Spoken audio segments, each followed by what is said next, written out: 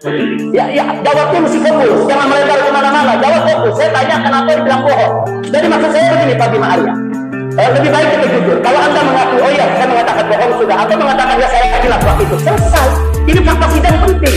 Anda bisa cabut pernyataan Anda di sini. Kalau Anda mengatakan saya cabut itu pernyataan saya khilaf. Selesai.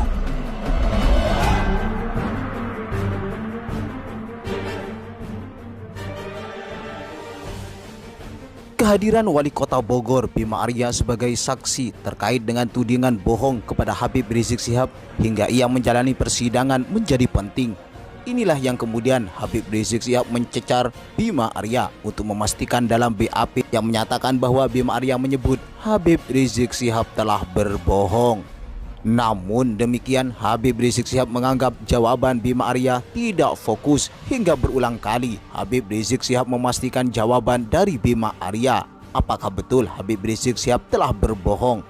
Bahkan Habib Rizik Syihab pun menyinggung gelar doktor dari Bima Arya terkait dengan jawaban dari Bima Arya yang dinilai tidak fokus. Berikut persidangan Habib Rizik Syihab dikutip dari FNN. Disarankan oleh Pak Wali Kota, disarankan juga oleh pihak rumah sakit. Saya terima, akhirnya kita buat PCR. Artinya sebelum hasil PCR itu ada, saya sendiri nggak berani mengatakan saya COVID. Nah, sekarang berkaitan dengan film yang tadi ditayangkan oleh jaksa penuntut umum, film yang saya sedang testimoni, mengucapkan terima kasih kepada Rumah Sakit Umi. Tadi Anda sudah saksikan. Di situ saya terima kasih kepada dokternya, kepada perawatnya, dan lain sebagainya. Di bagian akhir, saya mengatakan begini. Kenapa saya minta pulang? Saya bacakan transkripnya yang ada di BAP. Kenapa saya minta pulang? Saya minta pulang atas permintaan saya karena memang kita rasa sudah bugar. Saya merasa sudah bugar. Yang saya rasakan, bukan yang dokter rasakan, yang saya rasakan, saya sudah bugar. Kenapa saya sudah bugar? Sudah cabut infus, kemudian juga sudah bebas makan, minum, tidak ada pantangan, tidak nyesek, tidak batuk. Saya merasa saya sudah bugar. Alhamdulillah hasil pemeriksaan semua baik. Saat itu kita lihat baik, dan PCR belum keluar. Nah kemudian saya katakan dan mudah-mudahan tetap sehat walafiat. Nah pernyataan ini pada saat Anda diperiksa oleh penyidik, nah, kemudian penyidik menanyakan Anda katakan ini Habib bohong. Ada di BAP Anda katakan saya bohong dan ini berbahaya melakukan kebohongan. Di mana bohongnya? Ya, saya juga tidak sebut, saya tidak sebut positif COVID ataupun negatif. Saya tidak sebut positif ataupun negatif, enggak. Saya hanya mengatakan yang saya rasa, saya ini segar. Emang betul yang saya rasa, saya segar.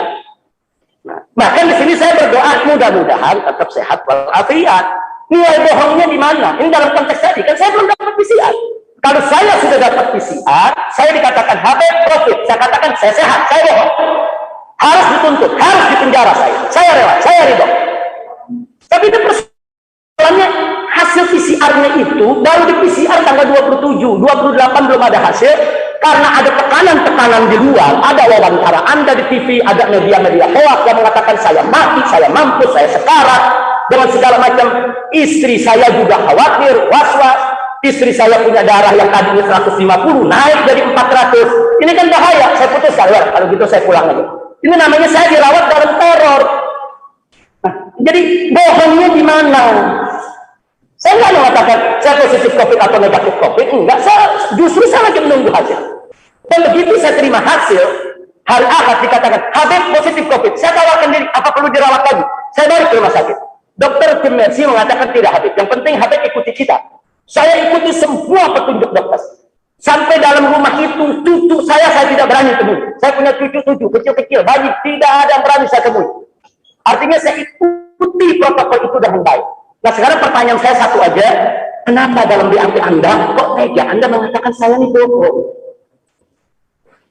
Yang mulia, saya ingin fokus kepada mengapa saya di sini karena menjelaskan soal. Nah ini ada BAP, ini ada di BAP Anda. Saya akan jawab. Ya silakan. Pertama, atas sebagai ketua satgas, saya merasa ada yang ditutupi oleh rumah sakit umum. Yang kemudian memang terbukti itu terjadi. Bahwa ada laporan tentang kondisi kami dan tidak semua disampaikan ke kami. Itu poin pertama ya. Yang kedua, Habib sendiri mengakui bahwa ada indikasi dari dokter. Ini artinya kan dokter dari UI juga yang menyampaikan ada indikasi COVID. Ya, indikasi kan bukan kepastian, indikasi kita dicurigai, makanya dia minta untuk diperiksa PCR. Anda sendiri yang menyarankan PCR. Saya berterima kasih. Saya sudah terima saran Anda. Artinya apa? Kalau saat itu kan bisa rumah sakit UI menyampaikan ini ada indikasi bahwa yang kita berkoordinasi lebih baik. Itu yang kami sayangkan. Itu poin pertama. Jadi soal tidak lengkapnya informasi yang disampaikan. Sudah, maaf Majelis Hakim, terlalu melebar. Pertanyaan cuma satu, kenapa beliau mengatakan saya bohong? Di sini saya bacakan ini di BAP Anda, ini pada jawaban nomor 9 halaman 18. Ini pada BAP tambahan. Anda mengatakan di sini sebagaimana barang bukti yang sebelumnya telah diperlihatkan oleh penyidik berupa rekam medis Saudara Rizik atau Habib Muhammad Rizik Syihab bahwa ternyata kata-kata yang disampaikan oleh Muhammad Rizik Syihab adalah bukan yang sebenarnya atau berita bohong. Kok bisa Anda mengatakan bohong? Padahal tadi Anda sendiri sudah mengatakan kalau ada orang ETG saja ditanya Anda COVID, dia jawab saya tidak COVID. Begitu diperiksa COVID, dia tidak bohong, dia tidak tahu. Saya kasih contoh yang terakhir, Pak Bima Arya. Saya tanya kepada Anda saat ini. Tadi waktu awal sidang hakim tanya, Anda sehat walafiat? Anda jawab dalam keadaan sehat. Persepsi Anda yang merasakan kebugaran diri Anda bisa mengatakan sehat.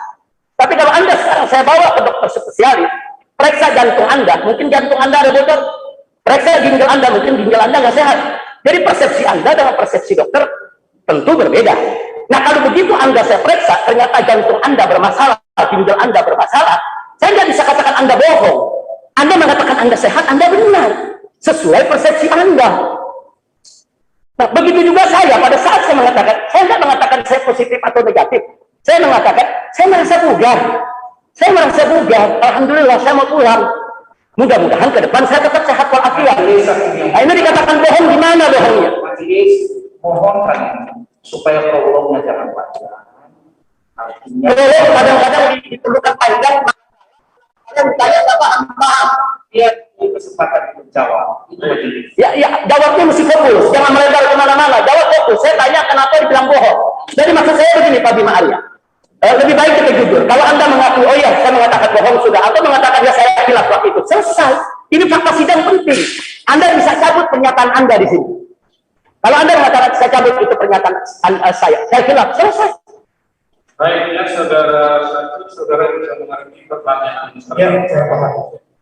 Penyidik menyalahkan kepada saya, Ketua Satgas, apakah setelah Anda mendapatkan informasi yang kami sampaikan tentang kondisi sebenarnya dan kondisi, apakah menurut Anda ini sesuai dengan kondisi sebenarnya? Saya sampaikan hal seperti itu, bahwa yang kami sampaikan berarti tidak sesuai dengan kondisi sebenarnya saat itu. Itu berarti jawaban saudara benar. Jadi, kenapa? Enggak, justru sekarang pertanyaan saya kepada beliau, kenapa saya disebut bohong? Tadi beliau sudah saya sampaikan, ada OTG, beliau kan kepala Satgas, Majelis Hakim. Kepala Satgas, kalau ada orang OTG, ditanya Anda sehat, dia bilang sehat, kemudian setelah itu diperiksa sakit, nggak boleh disebut dia bohong. Tadi beliau sendiri sudah setuju dengan teori itu, nah kenapa di sini bohong? Apa Anda ingin bertahan dengan pernyataan saya bohong atau tidak? Itu saja. Yang saya sampaikan. Apa Anda tetap bertahan, saya bohong? Itu saja pertanyaan saya yang terakhir sekarang. Ada penyidik. Saudara saksi juga, supaya tidak betul-betul ya. Apakah saudara tetap pada keterangan? Tetap bahwa saya bohong. Tetap dengan keterangan bahwa yang disampaikan tadi tidak sesuai dengan kondisi saat. Ya, artinya tetap bahwa saya bohong. Sampaikan itu, tetap saya bohong. Ini sesuai dengan ini. Jangan tekan. Ini kalimatnya, jangan saya bacakan sekali lagi, jangan diputar kalimatnya. Jangan diputar kalimatnya. Ya, jadi saksi sudah mengakui bahwa dia tetap pada keterangan itu ya. Iya. Bahwa saya berbohong. Ya. Baik. Dia tidak berubah. Lanjut yang lain. Jadi saudara saksi, Anda tetap berpegang bahwa saya sudah berbohong. Nah sekarang saya mau tanyakan kepada Anda, ada orang cerdas, Anda orang pintar, Anda dokter. Nah kepada pernyataan saya Anda bilang saya berbohong. Kenapa kepada pernyataan OTG Anda bilang dia tidak bohong? Apa kok bisa kontradiksi Ya begitu? berbeda, karena ketika Habib masuk, Habib penuh dengan referensi tentang kondisi Habib, lebih banyak referensinya. Referensi tentang Nah, kan kita bicara COVID, bukan referensi penyakit yang lain. Bicara COVID, jangan cerita penyakit yang lain, bicara